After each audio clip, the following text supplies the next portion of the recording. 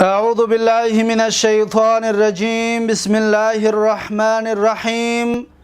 الحمد لله، الصلاة والسلام على رسول الله وعلى آله وأصحابه، ثم أما بعد. السلام عليكم ورحمة الله وبركاته. برادران و خواهران و بینندگان و شنوندگان محترم، الحمدلله که ما و شما از گراماتیک زبان عرب، از علم نحو، از کتاب الاجرومیه 11 درس گرفتیم و بنده حالا میخواهم درس 12 را از این کتاب الاجرومیه به سمع شما برادران و خواهران و دوستداران آموزش زبان عربی تقدیم و پیشنهاد بگردانم. درس امروزه ما و شما از اینجا شروع می شود که صاحب کتاب می گوید باب المفعول به. باب المفعول به. ما و شما درس گذشته منصوبات اسمها را گرفتیم و گفتیم که اسمها در 14 جا منصوب می باشند، آخرشان نصب می باشد. و همچنین در درس‌های گذشته گرفته بودیم که نصب یک علامت اصلی دارد و 4 علامت فرعی. پس درس امروزه ما و شما شروع می شود تفصیلات منصوبات که در کدام صورت اسم منصوب می باشد و چی طور. اولین این منصوبات از 14 تا یکمش باب المفعول به می باشد. یکمین منصوب مفعول به است. مفعول به منصوب می شود. مانند چی؟ مثلا یک انسان می گوید که اکلتو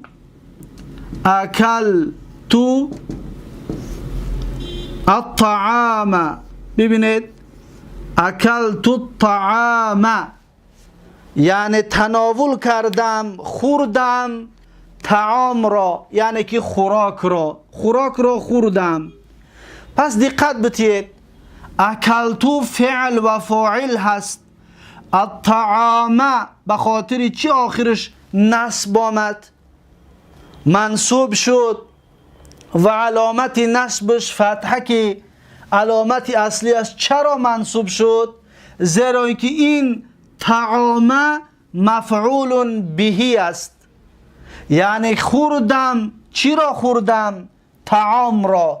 پس ما طعام را باید آخرش را منصوب بکنیم، زیرا اینکه این طعام در حالت نصب قرار گرفته است. اکنون میبینیم صاحب کتاب چی میگوید. میگوید که و هو الاسم المنصوب الذي يقع عليه الفعل. میگوید که مفعول به و هو، یعنی همین مفعول به برمیگردد به مفعول به. میگوید مفعول به الاسم، یکم که اسم میباشد. چطوری که ما میبینیم طعام اسم هست. یا یک مثال دیگر هم میزنیم به خاطر باز روشن‌تر شدن. مثلا میگوییم که ضرب عمرو زیدن. ضرب عمرو زیدن. دقت بتید، اکنون زیدن مفعول به است. زد عمرو زید را. ضرب عمرو زیدن، زد عمرو زید را. پس زید مفعول به است. اکنون ببینید صاحب کتاب چی میگوید. میگوید که و هو الاسم، یعنی که مفعول به اسم میباشد. چطور میبینیم؟ طعام اسم است، زید اسم هست. پس مفعول به فعل نمی شود. فعل مفعول به نمی شود از قسم های کلمه. و حرف همچنین مفعول به نمی شود. از 3 قسم کلمه ای که ما و شما گرفتیم، اسم و فعل و حرف، فقط اسم میتواند که مفعول به بیاید و بس. خب این یکم شرطش. دویم شرطش همین است که میگوید که المنصوب مفعول بهی میگه منصوب است. چطوره که ما شما میبینیم الطعام آخرش منصوب است، زیدن آخرش منصوب است. چرا آخر این هر دو منصوب شد؟ زیرا اینکه اینها مفعول بهی است. یکم شرطش باید اسم باشد، چطوره که اینها اسم هستند. و دویم شرطش باید منصوب باشد، چطوره که ما میبینیم که منصوب است. الذي يقع عليه الفعل. همچنین میگه شرط سیمش همین است که باید واقع شده باشد بر آن فعل، یعنی فعل بالای همون مفعول بهی واقع شدگی باشد. چی طور؟ دقت بتید. اکلت خوردم، پس خوردن بالای یک کس واقع می شود. خوردن بالای طعام واقع شد، یعنی یک انسان طعام را که خورد، فعل یعنی خوردن، خوردن بالای طعام واقع شد. پس معلوم شد که طعام سه شرطی مفعول بهی را داشته است. یکمش اسم است، دویمش منصوب است، سیومش فعل بالاش واقع شدگی هست. فعل بالاش واقع شده است. دیدید؟ خب ضرب عمرو زیدن، یعنی زد عمر زید را. دقت بتید. زیدن مفعول بهی است، اولا اسم است، چطوره که ما شما میبینیم. دویم شرطش زیدن منصوب است، زیدن، چطوره که دیده ایستادیم. و سیوم شرطش ضربه زدن، یعنی فعل واقع شدگی است بالای زید، یعنی زید عمر زید را زد، عمر زید را زد، یعنی زدن بالای کی واقع شد؟ بالای زید واقع شد.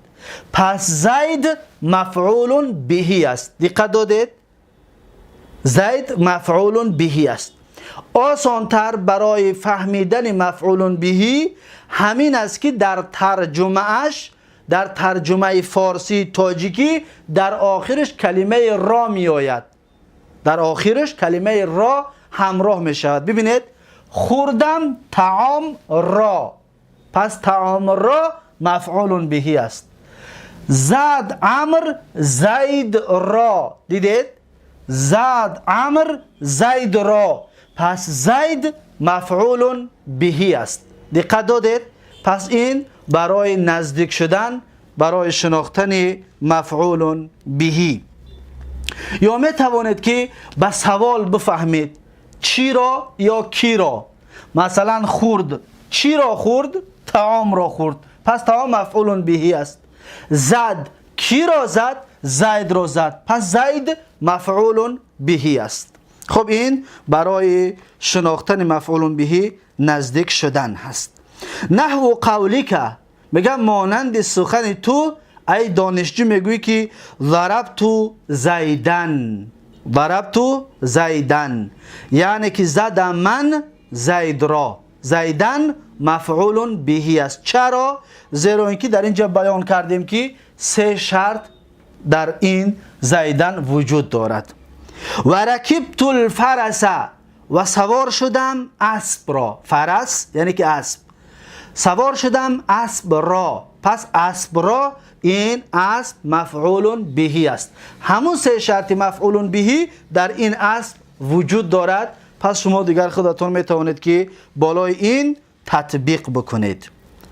اکنون تقسیم بندی مفعول بهی را بیان میکند. میگوید مفعول بهی به مثل که ما شما در فاعل گرفته بودیم، انا همون طور دو نمود میشود. مفعول بهی دو نمود میشود. میگوید که و هو قسمانی، یعنی مفعول بهی دو تقسیم میشود، ظاهر و مضمر. یکم که مفعول بهی ظاهر هست، مانندی چی؟ مانندی اکلت الطعام، طعام مفعول بهی ظاهر هست. ضرب عمرو زیدن، زیدن مفعول بهی ظاهر هست، یعنی اسمی آشکارا هست.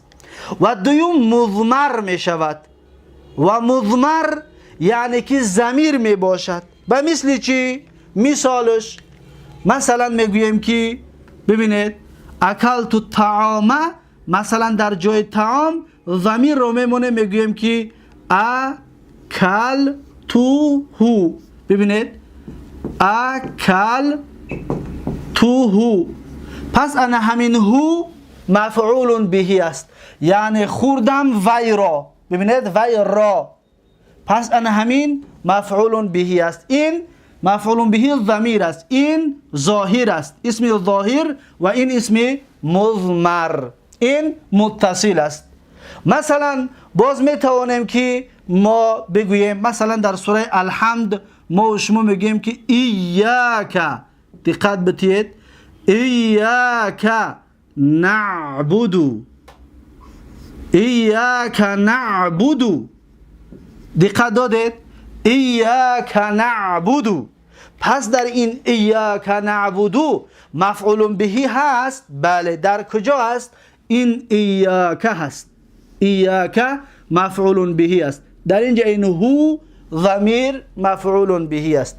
یعنی ایاک یعنی خاص تو را ای الله، نعبد ما عبادتت میکنیم، یعنی خاص تو را. ببینید را در مفعول بهی گفتیم در ترجمه فارسی همراه می شود، خاص تو را ای الله ما عبادتت میکنیم. دقت دادید؟ پس اینجا مفعول بهی پیش از فعل آمده است. این در زبان عربی جایز است و فایده های زیاد هم دارد که در کتاب های بعدی علم نحو ان شاء الله این را خواهیم خواند که مفعول بهی برای چی پیش می آید. اصلا این را در علم بلاغه خوانده می شود که علم بلاغه برای زیبا کردن و بلیغ کردن و پرمضمون کردن جمله هست. چطور ما گفتیم علم صرف برای کلمه شناسی و برای کلمه سازی است، علم نحو برای جمله سازی است. با کلمه کار ندارد، با جمله کار دارد، فقط آخر جمله را نگاه میکند که چی حالت قبول میکند، اما پیش از آخر چی گپی است، این با علم صرف با علم نحو کار ندارد. دقت دادید؟ اما علم منطق و علم بلاغه درباره جمله سازی که چطور جمله رو ما بسازیم و کدامش پیش و کدامش قفا و برای چی این کار رو میکنیم، این انشاءالله در اونجا الله نصیب مون که کرد خواهیم خواند. ایاک یعنی خاص تو را. این را فقط همین قدر گفتنی هستم که مفعول بهی وقتی که پیش از فعل می آید پس معناش این است که برای حصر است، یعنی برای محدود کردن. یعنی ایاک نعبدو می شود ما بگیم ای الله من تو را تنها عبادت میکنم، در بر تو کسی را شریک نمیارم. این را از کجا فهمیدیم؟ از همین که مفعول بهی پیش از فعل آمد. دیدید چطوره که ما شما دیدیم که اینجا در مفعول بهی در آخر آمد، در این ضرب عمرو زیدن مفعول بهی در آخر آمد، اما این نعبدو چرا اول آمد؟ پس معناش حصر است، محدود که ای الله ما تنها تو را عبادت میکنیم. خب میگوید و هو قسمانی، مفعول بهی دو تقسیم می شود، ظاهر و مضمر. قسم یکمش که ظاهر است چطوره که نوشتیم، و مضمر قسم دومش مضمر است. ببینید هو مفعول بهی است، ایاک مفعول بهی است. خب فالظاهر ما تقدم ذکره میگد. پس میگد مفعول بهی که ظاهر باشد تقدم ذکره یعنی بیان گشت پیشتر. صاحب کتاب میگد ضربت زیدن و رکبت الفرس، زیدن و فرس هر دویشان مفعول بهی برای اسم ظاهر است. اما در مثال های ما نوشتگی الطعام و زیدن هر دینها برای مفعول بهی اسم ظاهر است. خب اکنون دیگه درباره ظاهر چیزی نمیگوید، میگذرد در قسم دومی مفعول بهی که مضمر هست. میگوید که والمضمر قسمانی، مضمر میگوید با دو تقسیم میشود، مضمر دو تقسیم میشود، متصل و منفصل. یکم ضمیر مفعول بهی، ضمیر مفعول بهی متصل به مثل که شما میبینید که در فعل چسبیده است. متصل یعنی پیوست شدگی، چسبیدگی. ببینید هو در اکلتو چسبیدگی است. پس انا همین هو مفعول بهی است، لیکن ضمیر متصل است، یعنی چسبیده است در فعل. اینها 12 دانه می باشند، یا همگی بگیریم 14 تا می باشند. مثلا هو، هما، هم، هی، هما، هن 6 تا شد. انت، انتما، انتم، یا این منفصل است. متصلش بگیریم که، کما، کم، کی، کما، کن 6 تا این مخاطب. 12 تا شد قطعی 6 تا غایب. یی یعنی یا و نا، ما، نا. دیدید همگی چند تا می شود؟ 14 تا می باشد. خب اکنون متصل مثالش این هست. و منفصل میگوید و ضمیر منفصل همچنین 14 تا است. مثالش ایاکه. ببینید ایاکه ضمیر است به مثل این، اما این ضمیر متصل است. اکلتو هو ضمیر متصل است. ایاکه نعبد، ایاکه ضمیر منفصل هست. ضمیر چی است؟ منفصل. منفصل یعنی جدا، در فعل ببین نچسبیده است. اکلتو چسبید، ایاکه نعبد، ایاکه در فعل پیوست نشد، نچسبید. از این حساب میگویندش که منفصل. اینها هم همچنین 14 تا هستند. مثلا ایاهو وی، ایاهما ویها دو کس، ایاهم ویها همه مردها، ایاها و یک زن، ایاهما ویها دو زن، ایاهن ویها همه زنها. 6 تا غایب.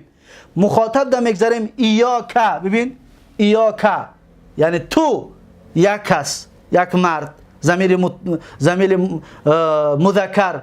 ایاکما شما دو کس، ایاکم شما همه مردها، ایاکی تو یک زن، ایاکما شما دو زن، ایاکن شما همه زنها، ایایا من، ایانا ما. دیدید؟ پس این می شود 14 تا همچنین ضمیر منفصل. پس میگه فالمتصل 12، میگه که متصل همگی 12 دانه هست. ما گفتیم 14 تا است زیرا اینکه ما 2 تا هما داریم. هما ویها 2 مرد یا 2 زن، این 2 تا را 1 تا حساب میکند. و همچنین ما 2 تا دیگر کما داریم. کما یعنی شما 2 کس، 2 مرد یا 2 زن.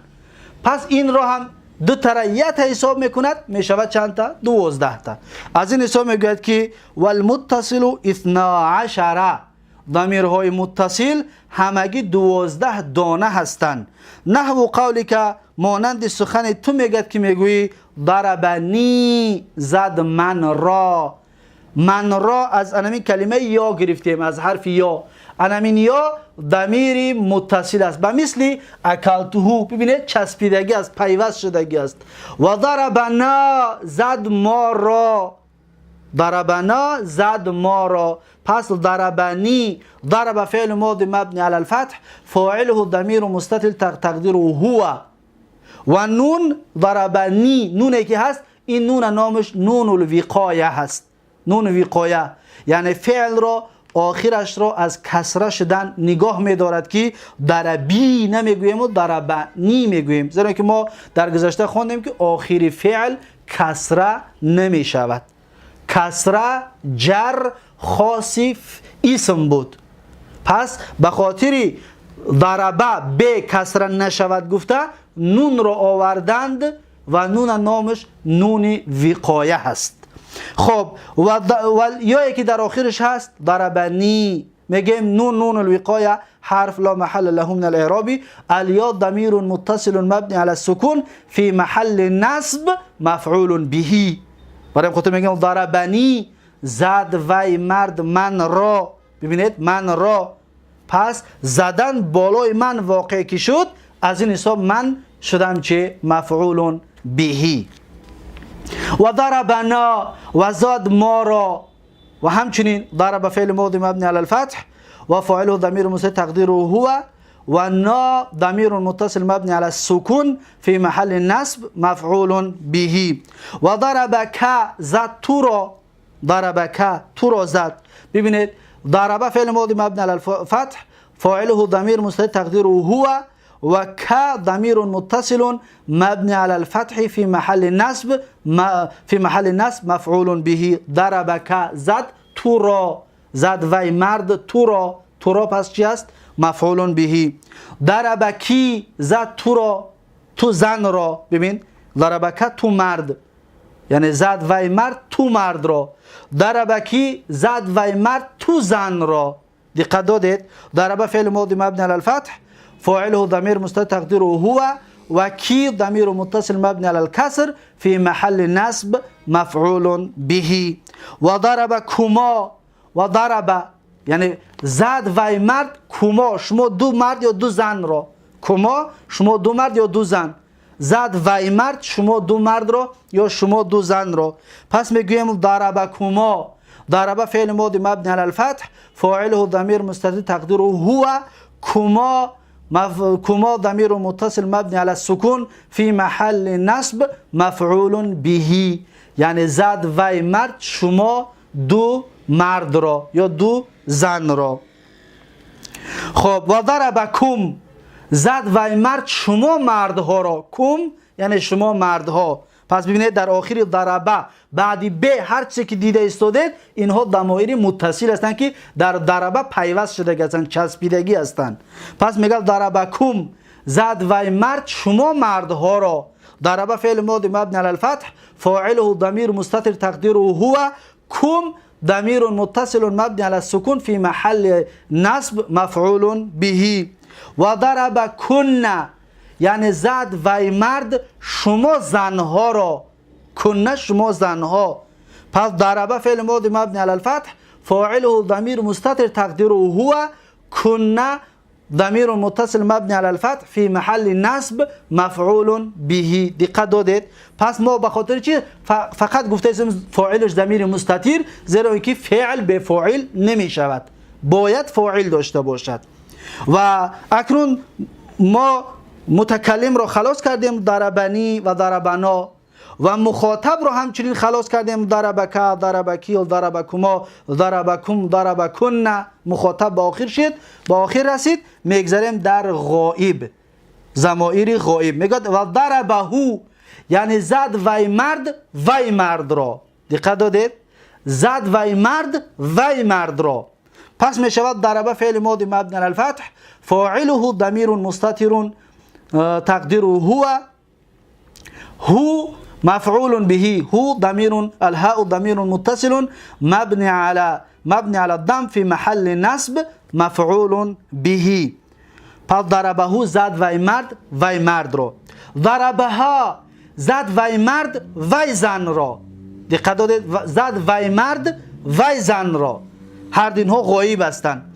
میگه ضربه فعل ماضی مبنی علی الفتح فاعله ضمیر مستتر تقدیره هو تقدیره هی زن که باشد، هی معذرت میخوام اینجا ضربه مرد است. فاعل ضمیر تقدیره هو یعنی وی مرد. الها ضربه هایی که در آخرش است ضمیر متصل مبنی علی السکون فی محل نصب مفعول به. و ضربهما زد وی مرد وی ها دو مرد یا دو زن را. زد و یک مرد وی ها دو مرد یا دو زن را. پس میگیم ضربه فعل ماضی مبنی علی الفتح هما فاعله ضمیر مستتر تقدیره هو هما مفعول به. هما ضمیر متصل مبنی علی السکون فی محل نصب مفعول به. و ضربهم یعنی زد و یک مرد وی مردها را. جمع هم وی ها.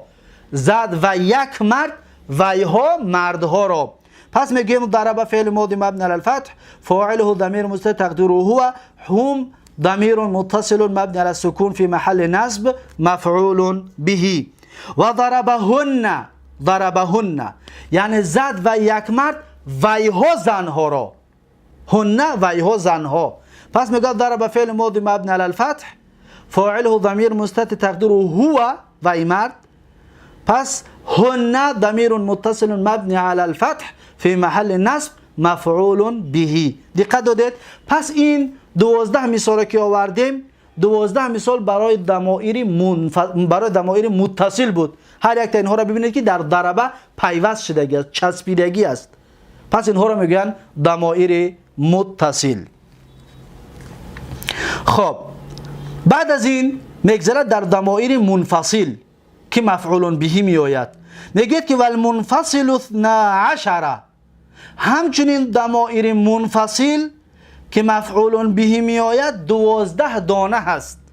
اونها اینها است، میگوید که وهیه یعنی همون 12 تا: ایایا من، ایانا ما، ایاکا تو یک مرد، ایاکی تو یک زن، ایاکما شما دو مرد یا دو زن، ایاکم شما همه مردها، ایاکن شما همه زنها، ایاهو و یک مرد، ایاها و یک زن، ایاهما و ایها دو مرد یا دو زن، ایاهم و ایها همه مردها، ایاهن و ایها همه زنها. پس اینها همهشان همچنین در محل نصب مفعول به می آید. از جمله میتونیم بگیم که ایاک نعبد، ایاک ضمیر منفصل مبنی علی الفتح، ایاک مبنی علی الفتح فی محل نصب مفعول به، لیکن مقدم میگیم، یعنی پیش از فعل اومد. مفعول به مقدم. نعبد، نعبد فعل مضارع مرفوع علامت رفعه الضمه الظاهره لتجرده عن النواصب والجوازم و فاعله ضمیر مستتر تقدیر نحن، یعنی عبادت میکنیم ما. نحن در تحت این پنهان است، زیرا که ما گفتیم که فعل به فاعل نمیشود. پس فاعل این در پشت نعبد پنهان شده است، در پشت فعل.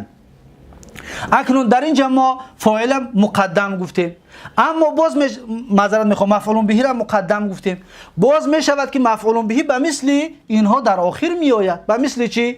مثلا که میگوییم که ما ضربه، یا که ما ضربت الا ایاک، ما ضربت الا ایاک، یعنی نزدم مگر اینکه تو را. ایاک در اینجا چی است؟ مفعول به. میگیم ایاک به مثل همین، اما مقدمش نمیگیم، میگیم ضمیر منفصل مبنی علی الفتح فی محل نصب مفعول به. دقت دادید؟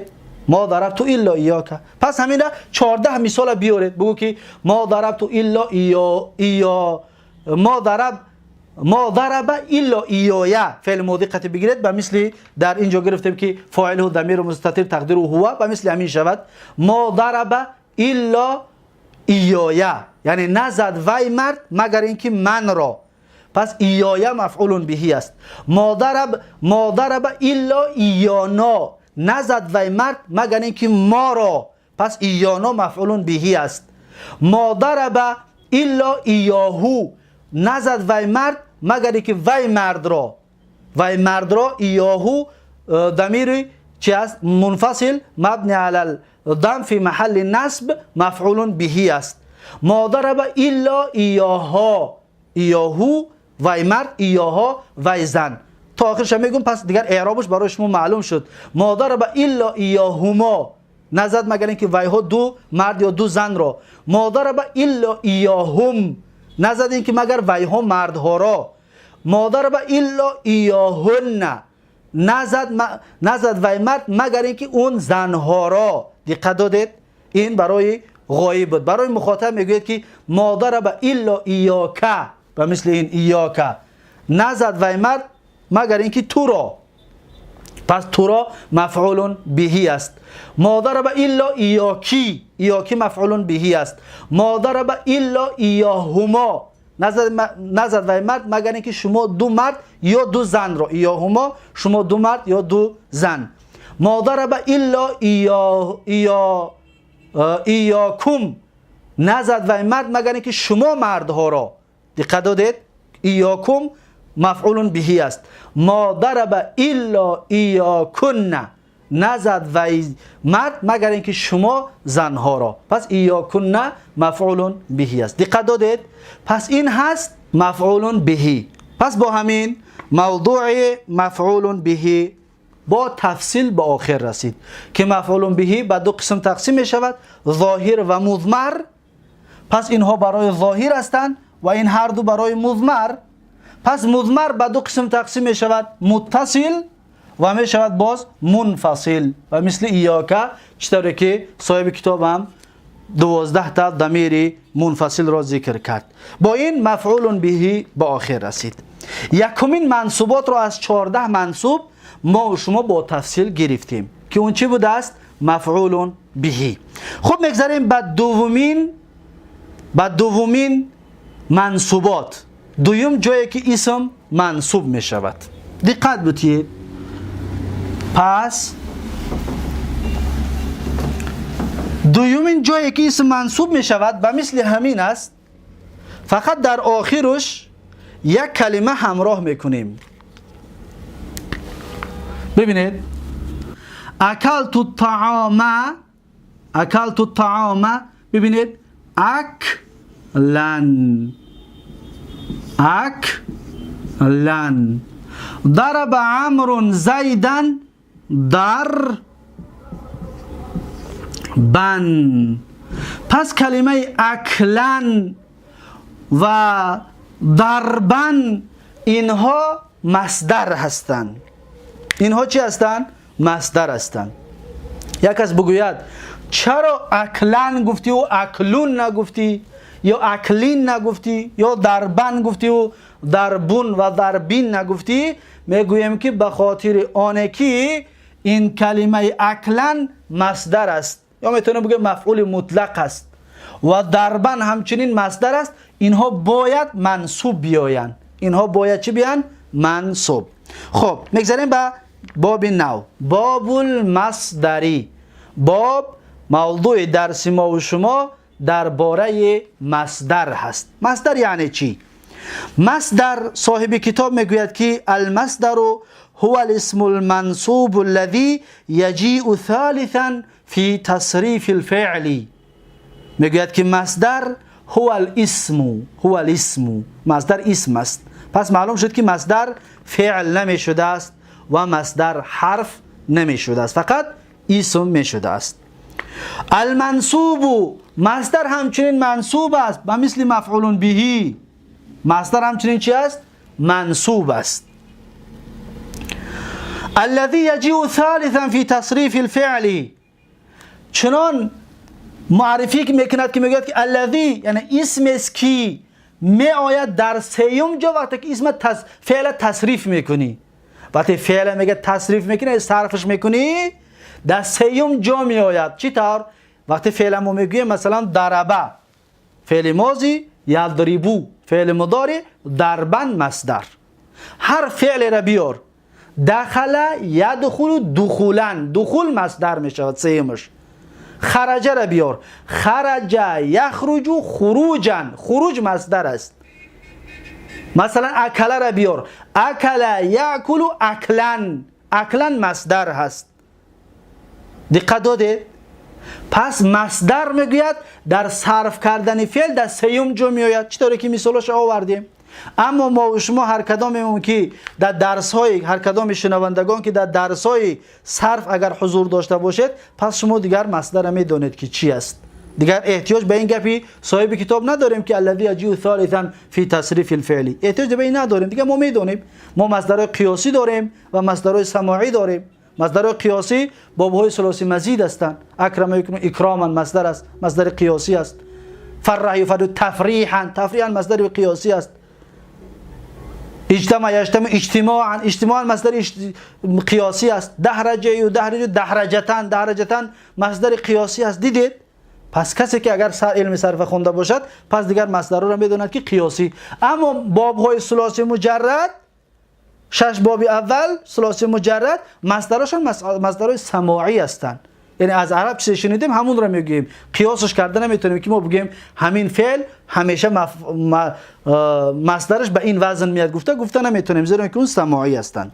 خب میگه نحو ضرب یضرب ضربا. خودش مثال آورده از صاحب کتاب. میگه ضرب یکم فعل ماضی، یضرب دوم فعل مضارع، ضربا در سیوم جا آمده است. از این حساب که الذی یجیء ثالثا، در وقتی فعل صرف میکنی در سیوم جا میآید. سیوم جا، پس اون میگوید چی است؟ مصدر هست. باز شما فکر نکنید که ضربو سیم اومد پس سیم مصدر است. نه، اون فعل ماضی است. یا یضربون یضربون، بگید یضربون در سیم جا اومد پس مصدر است. نه، اون مصدر نیست. اون فعل ماضی و فعل مضارع جمع غائب مذکر هست. خب و هو قسمانی، مصدر هم همچنین دو تقسیم می شده است. مصدر همچنین به دو قسم تقسیم می شده است، لفظی و معنوی. یکمش مصدر لفظی بوده است، چطوری که در اینجا می بینید اکلتو طعام اکلن، مصدر لفظی است، از اکله گرفته. ببین همزه و کاف و لام، در اینجا هم همزه و کاف و لام هست، پس این مصدر لفظی شد. یا ضرب عمرو ضربا، ضربه ببین ضاد و ر و ب هست، در مصدر هم ضاد و ر و ب هست. پس اینها مصدرهای چی هستند؟ مصدرهای لفظی هستند. باز ما مصدرهای معنوی داریم، به مثل ببین یک کس میگوید که جلس تو، ببینید جلس تو قعودن، دقت دادید؟ قعودن، جلستو قعودن. یا یک انسان میاد میگوید که فرحتو، ببینید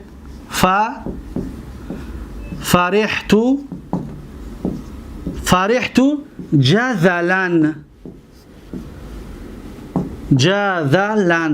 دقت دادید؟ پس اینها هر دویشان قعودن جذلن، اینها هم همچنین مصدر هستند، لیکن اینها را مصدر معنوی میگویند. اینها را مصدر چی میگویند؟ مصدر معنوی. این دو تا برای مصدر معنوی است، این دو تا برای مصدر چی است؟ مصدر لفظی. لفظی را اکنون فهمیدید؟ فعلا نگاه کنید، الف و کاف و لام اکلا، پس در اینجا هم همون چیز هست، همزه و کاف و لام. ضربه ضاد و ر و ب، در مصدر ببینید ضاد و ر و ب هست. اما اینجا را دقت بتید، جیم و لام و سین و ت، جیم و لام و سین سه حرف. جلستو نشستم من، قعودن نشستنه.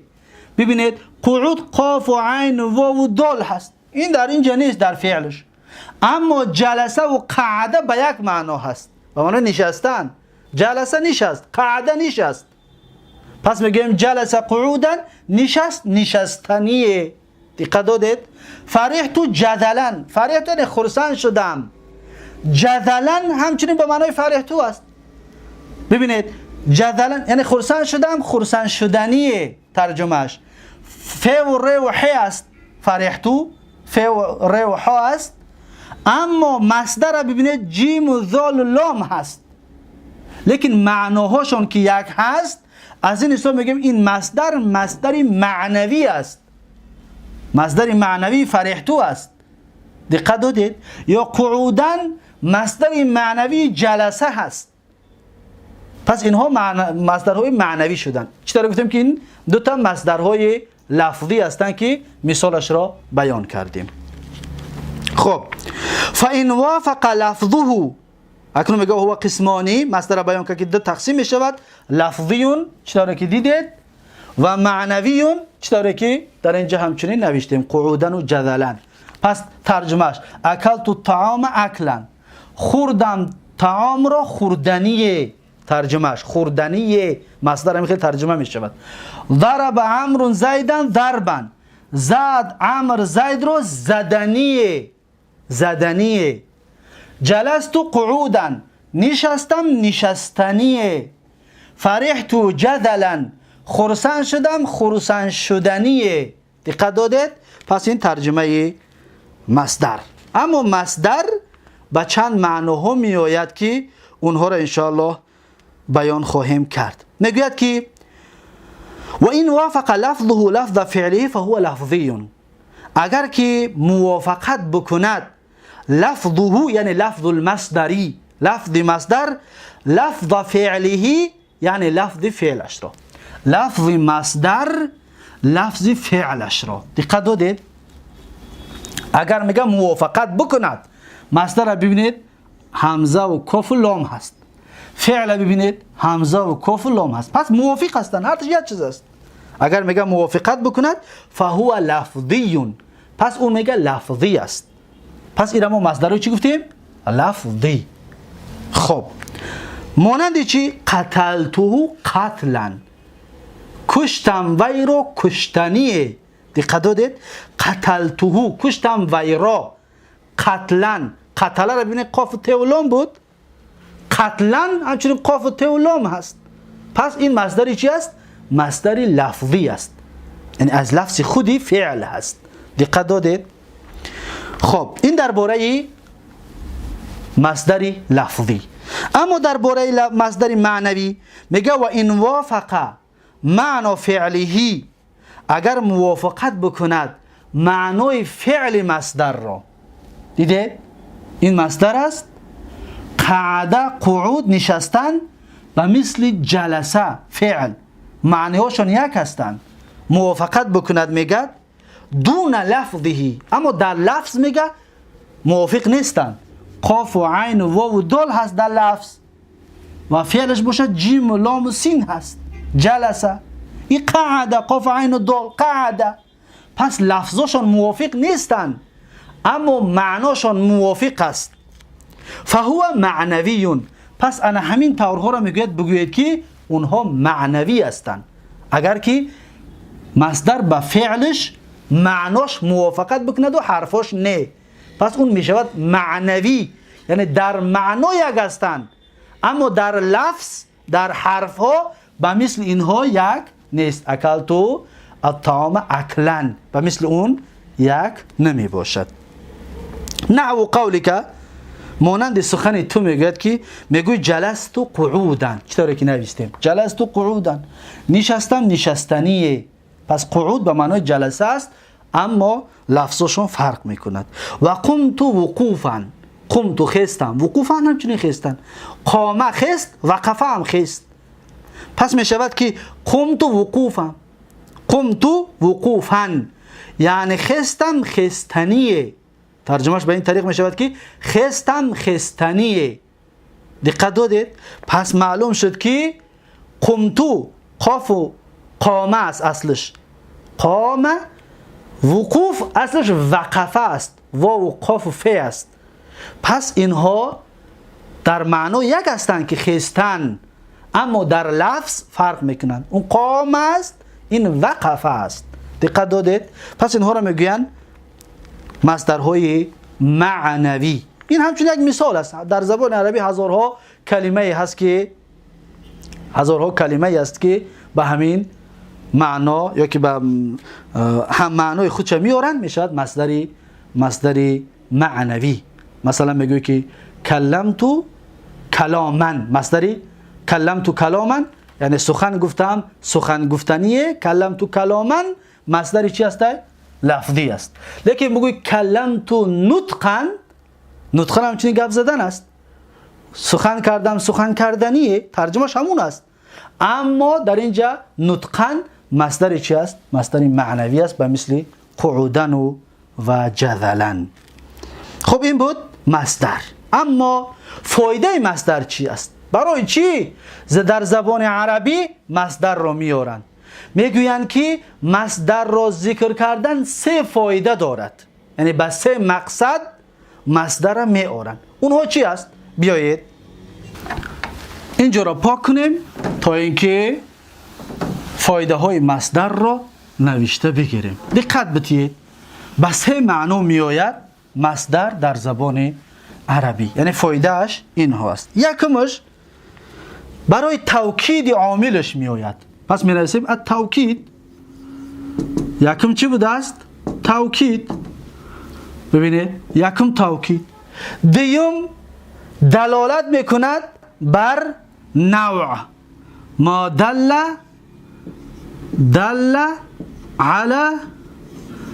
على النوع. ببینید دلالت بر نوع میکند. دوم فایده مصدر. و سومش چی است؟ دل على العدد. العددش می نویسیم یعنی که دلالت میکند بر عدد. اکنون مثال هایش دقت بتین. مثلا برای توکید میگوییم که حفظت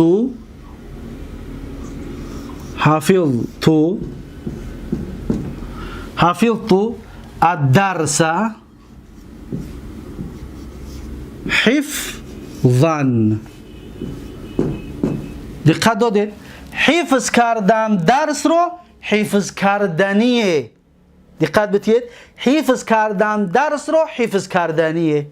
پس این مصدر برای توکید آمد، یعنی حفظ کردم درس رو جدی حفظش کردم. توکید برای حفظ اول است.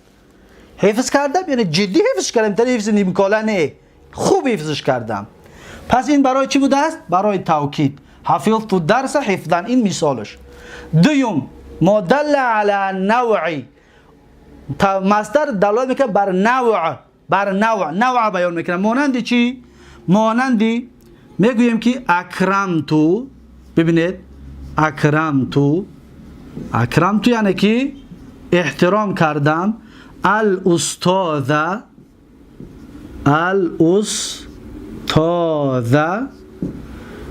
اکرام. ببینید، اکرام الولدی اباهو. دقت دادید؟ اکرمت الاستاذ اکرام الولدی اباهو. اکرمتو اکرام کردم، الاستاذ مفعول به، اکرام کردم استاد را. اکرام الولدی، اکرام مصدر هست و برای نوعی فعل را بیان کردن. اکرام کردم استاد را، چی طور اکرامش کردم؟ اکرام کردنی، احترام کردنیه که جوان پسر پدرش را احترام میکند. یعنی استاد را چنان حرمت و احترامش کردم که چی طوره که فرزند پدرش را حرمت میکند. دیدید؟ پس نوعی اکرام را با مصدر بیان کرد. پس مصدر همچنین برای دلالت کردن نوعی فعل، نوعی عاملش بیان میکند که چی طور. دقت دادید؟ این دویمش بود، دویم نوعش. سیوم نوعش عدد رو بیان میکند. مانندی چی؟ مانندی دقت بدید، مانندی مثلا میگویم که ضربتو ضربتین.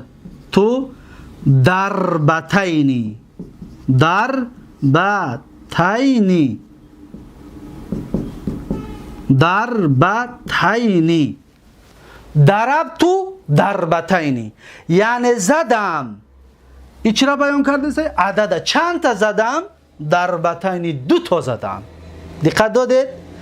ضربتو ضربتین، زدم چند تا؟ 2 تا زدم.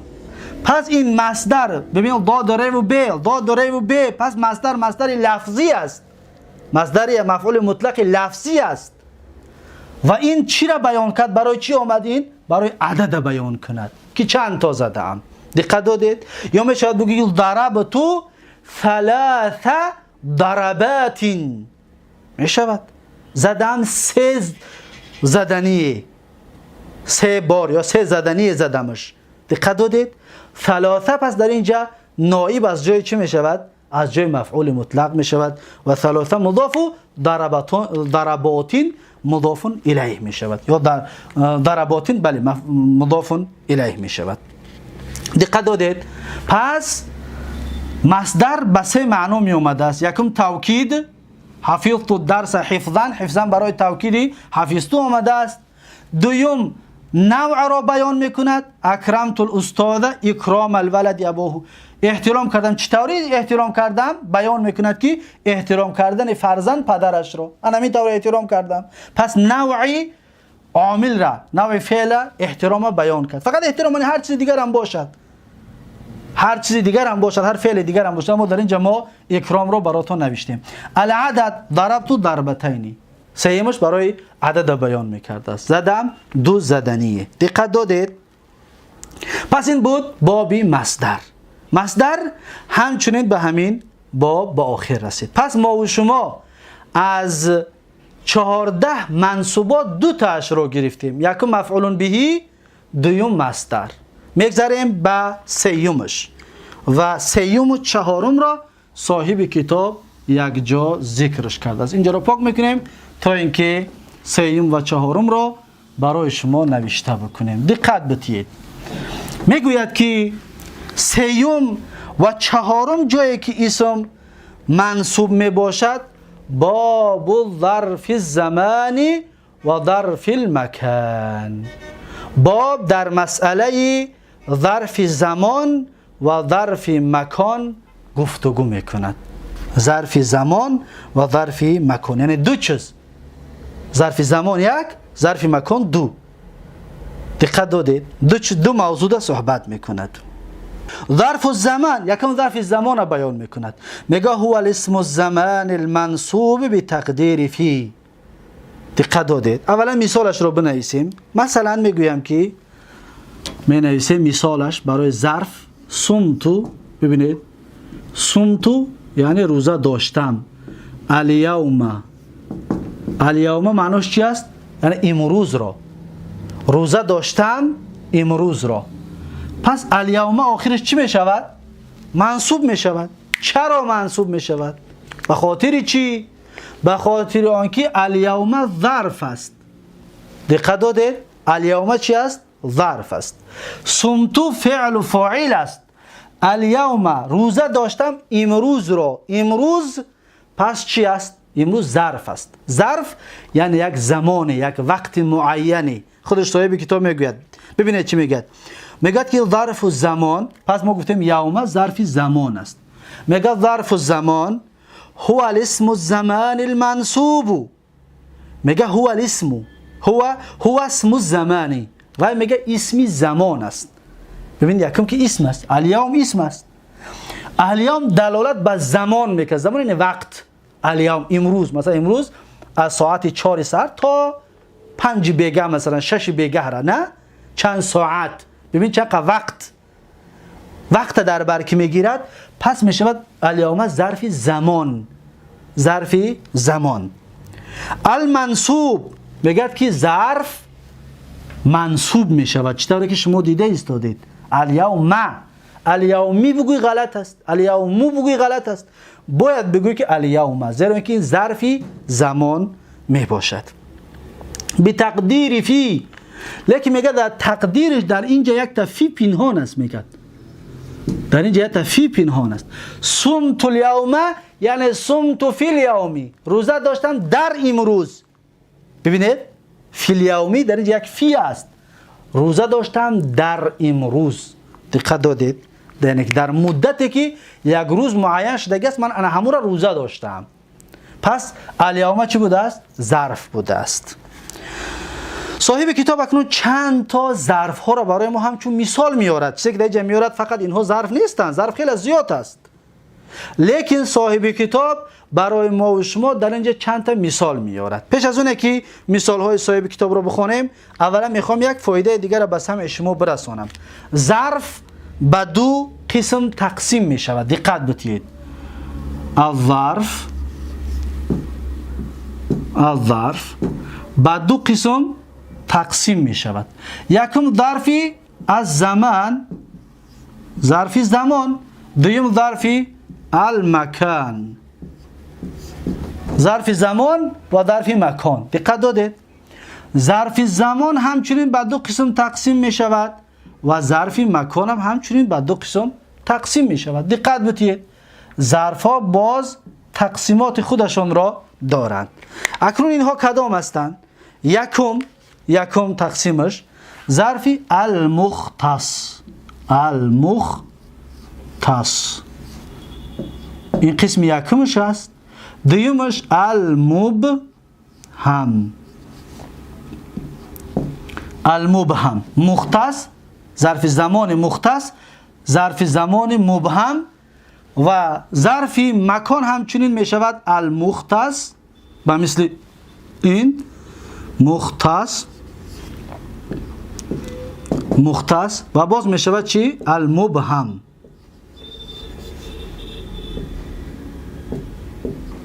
دقت دادید؟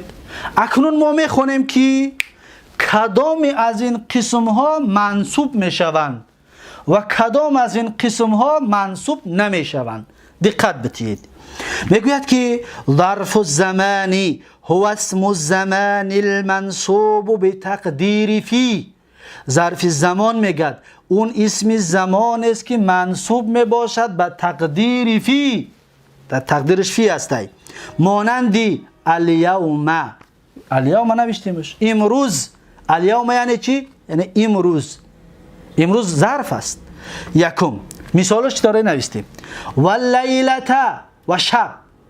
روز چند ساعت معین است، یعنی ظرف است، چند وقت معین. لیلتا شب چند ساعت معین هست، پس اینم ظرف است. مثلا میگوی اسافرو، مثلا کسی میگه که متى تسافر، تو میگوی که اللیلتا. اللیلتا این چی است؟ اسافرو اللیلتا یعنی سفر میکنم امشب، یعنی که این اللیلتا آخرش و مثل نصب میکنه. برای چی؟ به خاطر اینکه ظرف است. دقت دادید؟ و سوم غدوتن.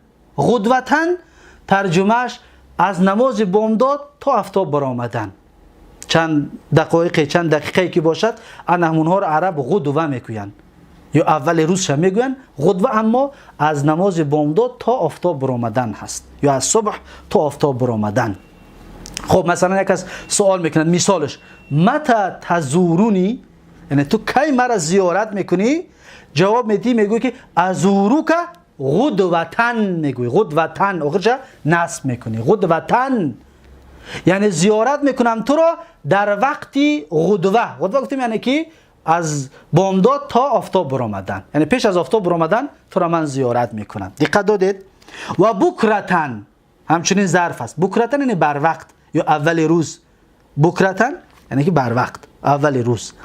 ببینید مثلا یک سوال میکنند، میگه که متى تسافر، تو میگی اسافر بکرتن، یعنی سفر میکنم اول روز. ده بکرتن اول روز. بکرتن همچنین منصوب میشود. برای چی؟ به خاطر اینکه ظرف است. ظرف است. دقت دادید؟ و سحرن. سحرن آخر شب پیش از بامداد. دقت دادید؟ آخر شب پیش از بامداد. اینا چی میگن؟ سحرن. مثلا یک کس میگه که قمت سحرن، یعنی خستم در وقتی سحر، در وقتی پیش از بامداد و پیش از صبح دمیدن و آخر شب ده از خوابم خستم. سحرن گفته منصوبش میخوند. برای چی؟ به خاطر اینکه ظرف است. و غدن. غدن یعنی فردا. مثلا یک سوالت میکند که متى تأتی، کی میآیی؟ جوابش میگی که آتی یا آتی غدن، میآیم فردا. دقت دادید؟ آتی غدن. غدن را منصوب میکنیم. برای چی؟ به خاطر اینکه ظرف زمان است. و عتمتن. و عتمتن. عتمه این شب رو سه تقسیم کنید و قسم اولی شب رو عتمه میگویند. مثلا مثال بگیریم ساعت 7 تا ساعت 5 سحر یا 4 سحر اگر که شب باشد. دقت بتید. همین را سه تقسیم کنید. مثلا 3 ساعتی از ساعت 7 تا 10 را یک قسم، از 10 تا 1 قسم دوم، از 1 تا 5 قسم سوم. سه تقسیم. انمی قسم اولش از 7 بیگه تا 10 بیگه را گفتیم. انمی قسم عربا عتمه میگن. عربا چی میگنش؟ عتمه. زبان عربی بسیار زبان بای است. هر یک چیز نام خودش دارد. عتمه. عتمه انمی را میگوید. مثلا یک کس میگوید متى تتعشى، یعنی کی خوراک بیگه را تو میخوری، تناول میکنی؟ تو میگویی که اتعشى اتعشى عتمتن. اتعشى عتمتن یعنی خوراک بیگه را میخورم در اول شب. عتمتن ساعت 7 گفتیم تو ساعت. این همچون یک مثال است، نه اینکه همین ساعت ها همه وقت این طور بگویید. نه، شب سه تقسیم کنید. شبای دراز باشد وقتش زیادتر می شود، شبایی که کوتاه باشد وقتش کمتر می شود. انا همون را سه تقسیمش کنید. قسم اولش چی میگویند؟ عتمه میگویند. خب و صباحا مثالش گفتیم متى تتعشى، یعنی کی خوراک شب میخوری؟ جواب میدی میگویی که اتعشى عتمتن، در اول شب خوراک شب رو تناول میکنم. و بعدش صباحا. صباحا از ساعت 12 شب تا پیش از زوال است. مثال بگیریم تا پیش از پیشین است. ساعت 12 مثلا. از 12 شب تا 12 روز صباحا میشه در عربی. دقت دادید؟ مثلا یک کس اگر بگوید برات بگوید که ازورک صباحا، زیارت میکنم تو را صباحا، پس بدون از ساعت 12 شب تا 12 روز همین بینده میاد تو را زیارت میکند. همین نصفی، همین بگم 12 ساعت را میگویند چی؟ صباحا. و مساء از بعد پیشین، بعد زوال، مثلا بعد ساعت 12 تا 12 شب رو، بعد ساعت 12 روز تا 12 شب رو مساء میگویند. دقت دادید؟ اگر یک کس بگوید که ازورک مساء، زیارت میکنم مساء، در وقت مساء، بدون که از ساعت 12 روز تا 12 شب رو همین بینده تو را زیارت میکند. اما امروز در بین عرب همچنین صباح برای سحر استفاده برده می شود، مساء برای بیگه. این استعمال عرب است. اما در لغت صباحاً از ساعت 12 شب تا 12 روز، مساء از 12 روز تا 12 شب. چطوره که در تلفن هم هست ام او ام و نمیدونم پی و ام و همین چیزها هست، به مثل همون است. او ام به مثل صباحاً یا پی و ام به مثل مساء، یعنی که 12 ساعت شبانه و 12 ساعت روزانه. خب بعد از این ابداً هست. ابداً و امداً، هر اینها یعنی یک زمان طولانی. مثلا یک کس میگه که لا اصاحب الشرار ابداً امداً، یعنی انسان‌های بد قطعی همصحبت نمیشوم، مصاحبت نمیکنم، گفتگو نمیکنم هیچ وقت. دیدید؟ هیچ زمان. پس امداً ابداً اینها زمان هستند و منصوب خوانده میشوند. و حینا یک وقته، حینا یک وقته. مثلا یک کس را میگوی که کنت احبک حینا، یعنی بودم تو را دوست می‌داشتم یک زمانه. شاید یک زمان انسانی خوب بود دوستش می‌داشتی، بعد انسان بچه دوستش نمی‌داری، از انسان بگوی حینا یک وقته، یک وقت معینه بود که دوست می‌داشتم. یا مثلا میگوی که کنت اتعلم حینا، یعنی که بودم یک زمان تعلیم میگرفتم. و ما اشبه ذالک، و آن چیزی که مانند همین ها هست، یعنی که مانند اینو خیلی زیاد هستند. هر کلمه که دلالت به زمان میکند، وقت میکند، پس اون را بدانید شما که اون ظرف است و منصوب خوانده میشود. خب ما ظرف به آخر رسانیدیم، اما درباره مختص و مبهم یگان چیزی نگفتیم. مختص زمانی که وقتی معین داشته باشد، مبهم زمانی که وقت معین ندارد. یک مثال می نویسیم و خلاص. مثال برای مختص، مثلا الیوم. دقت دادید؟ الیوم، الیوم ظرف زمانی مختص است. چرا؟ زیرا اینکه روز وقت معین دارد، مثلا از فلان ساعت تا فلان ساعت روز است، وقت معین. پس این ظرف مختص است. پس در اینجا مثالهایی که خوانده ببینید کدام وقت معین دارد، اون را بگید که ظرف زمان مختص در زیرش بنویسید در دفتراتون. اما ظرف زمان مبهم چی است؟ ظرف زمان مبهم مثلا حینا یا زمانن. ببینید زمانن، زمانن، زمان یک وقته. زمان یک وقت معین ندارد، زمان یک وقته. دیدید؟ زمانن، پس این ظرف زمان مبهم است. زیرا که ما نمیتونیم بگیم زمان یعنی 10 ساعت وقت زمان میگن، یا 20 روز زمان میگن، این گپ گفته نمیتونیم. یا مثلا لحظتن، ببینید لحظتن، لحظتن، لحظه هم همچنین ظرف زمان مبهم است. یک لحظه، یک لحظه را کسی گفته میتونه چند است؟ نه، یک لحظه، یک وقتی بگیم یک لحظه. اما اینها چی هستند؟ ظرف زمان مبهم، یعنی معین نیست. اما روز یا اسبوع، هفته، شهر، ماه، سنه، سال، اینها هم ظرف هستند، ظرف زمان هستند، مختص هستند، یعنی ساعت ها و وقت معین دارند. دقت دادید؟ با همین ظرف زمان با آخر رسید. میگذاریم در ظرف مکان. یعنی ما از منصوبات سه تاش رو پره گرفتیم. یکم ظرفی، یکم مفعول به، دوم مصدر مفعول مطلقش هم میگوین و سوم ظرف زمان مفعول فیهیش هم میگوین. مفعول فیهی ظرف زمان سه تا شد و میگذاریم در چهارمش. چهارمش چی است؟ چهارمش ظرف مکان هست.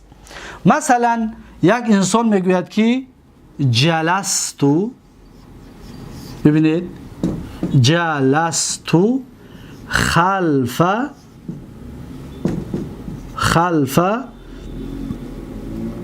الاستاذی. دقت داده؟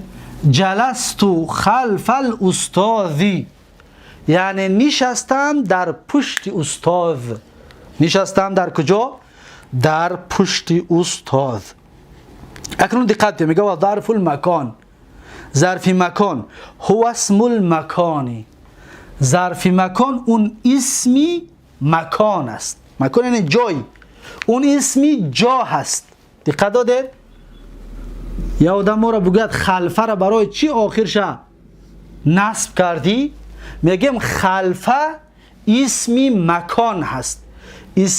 ظرف مکان، اسم مکان یا ظرف مکانش هم بگویم میشود.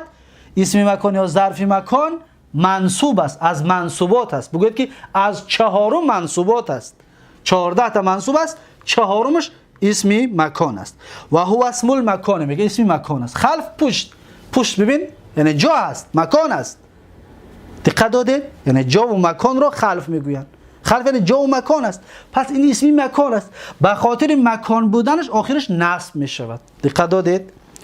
المنصوب بتقدیر فی، اینم به مثل ظرف زمان است. منصوب می شود در تقدیرش یک فی است. چطوره که در اسم زمان دام بود یک فی میگه در اینجا در تقدیرش است. یعنی جلست فی خلف الاستاذ، نشستن در پشت استاد. خلف پشت، نشستن در پشت، میگه در تقدیرش تفی هست. دقت دادید؟ یک تفی میگه در تقدیرش وجود دارد.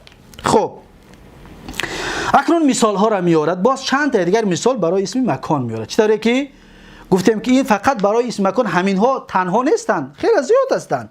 اینها همچون نمونه هستند.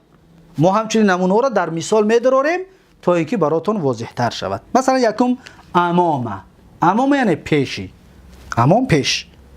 مثلا یک انسان میگوید که اجلس، مثلا یا یک کس میاد میگوید که اجلسو امامک، اجلسو امامک. یا میگوید که یک آدم امر میکنه میگه که اجلس امام الاستاذی، یعنی بنشین در پیش استاد. امامه یعنی پیش. دقت دادید؟ و خلف پشت، جلستو خلف الاستاذ، نشستم در پشت استاد. خب قدام پیش و پیش. مثلا میگوید که سرتو قدام الجیشی، سرتو قدام الجیشی یعنی که رفتم پیشی پلیس، پیش پلیس رفتم. یا مثلا میتونه میگه که سرتو قدامک، رفتم پیش تو، یعنی تو از قفای من بودی، من پیش رفتیم. قدامه این منصوب میشد برای چی؟ به خاطر اینکه قدامه این ظرفی مکان است. قدامه پیش. دقت دادید؟ وراء پشت، وراء پشت و مثل خلفه، وراء پشت. پس میگه که امشی وراءک، یعنی میروم من از پشت تو. دقت دادید؟ وراء میگیم، وراءونه، وراءینه، وراءک. برای چی وراءک؟ به خاطر اونه که ظرفی مکان است.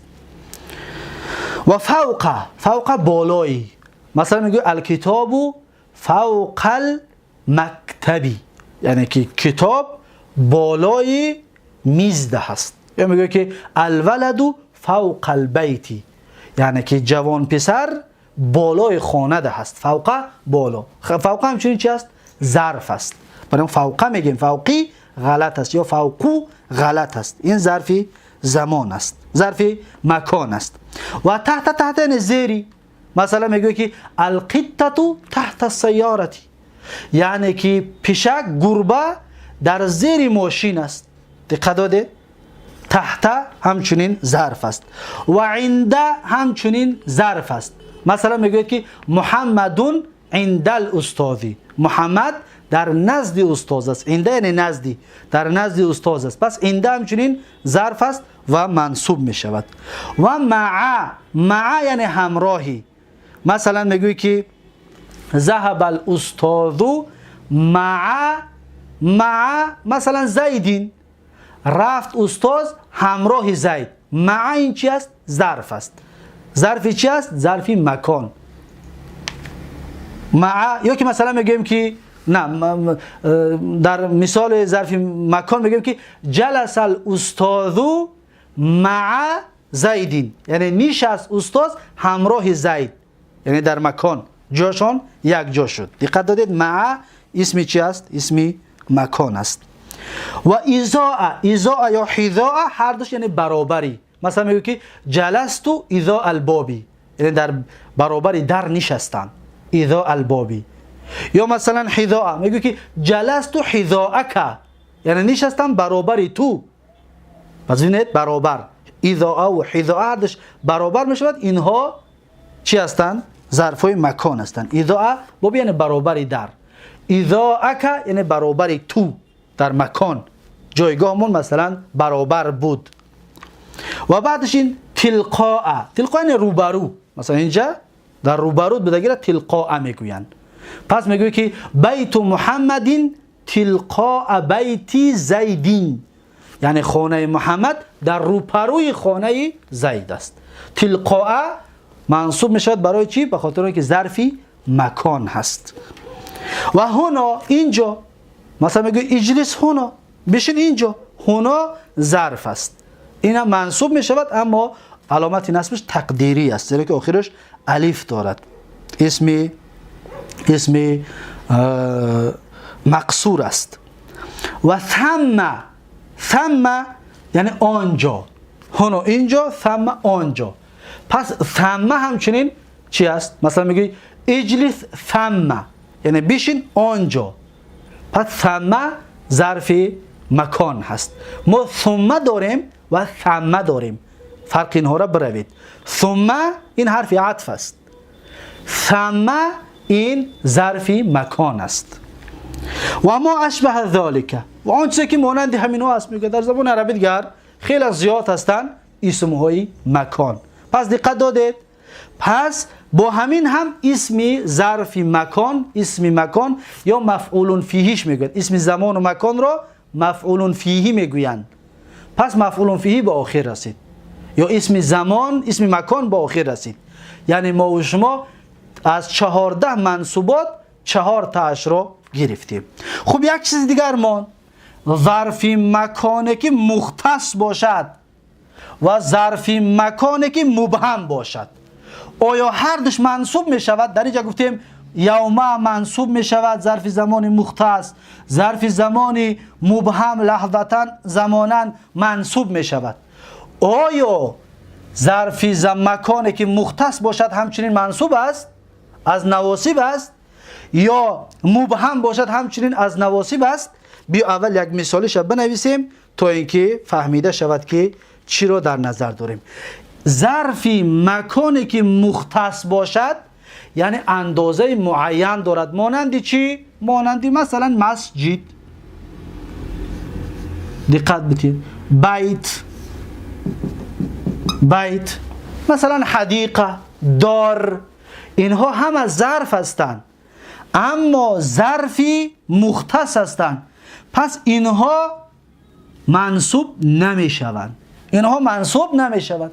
ظرف مکانی که مختص منصوب نمی شود به ظرفیت. شاید در حالت ظرف بیاید، در حالت نصب بیاید، اما همچون ظرف منصوب نمی شود. دقت دادید؟ مختص. اما مبهم یعنی مکانی که معین نیست. مانند چی؟ مانند خلفه. ببین خلفه، مانند فوقه. دقت بدید، خلفه یعنی پشت، پشت چند قرار میگن؟ 1 متر، 2 متر، 1 کیلومتر، 10 کیلومتر، 100 کیلومتر. چند قرار پشت میگن؟ چند قرار که برای همش پشت است. پس اندازه معین ندارد. اندازه معین که ندارد این را میگن ظرف مکانی مبهم، یعنی که اندازه معین نداره. پس همین طور مبهم ها اندازه معین نداشته باشند اونها منصوب میشوند. حالت نصب اینها قبول میکنن. مبهم فوق بالا، مثلا بالا ببین فوق، چند قدر بالا را فوق میگن؟ هر قدری که برای همه فوق است. پس این مکان است، فوق بالا، اما اندازش معین نیست. مثلا یمین طرف راست، شمال طرف چپ، چه اندازه است؟ اینو همه ظرف هستند، ظرف مکانی مبهم هستند، ظرف مکانی مبهم. اینها نصب میشوند. فقط اکنون یگانه ظرف مکانی مختص اینها همچون ظرف نصب نمیشوند. دقت دادید؟ پس این هست تقسیمات ظرف زمان و ظرف مکان و این هست توضیحاتش. با همین درس امروزه، درس 12 را به پایان میرسانیم و یکایک شما را به الله تبارک و تعالی میسپارم. هر کجایی که باشید سلامت و موفق و مؤید باشید و الله تبارک و تعالی فهمیش آموزش زبان عربی را برای یکایک ما و شما نصیب بگرداند تا اینکه سبب فهمیدن قرآن و سنت گردد. این دانش و این علم آموزی و این زحمت های ما و شما. بارک الله فیکم و جزاکم الله خیرا. و تا درس آینده، تا درس 13 از کتاب الاجرومیه، یکایک شما را به الله تبارک و تعالی میسپارم. هر کجایی که باشید سلامت و موفق و مؤید باشید. السلام علیکم و رحمت الله و برکاته.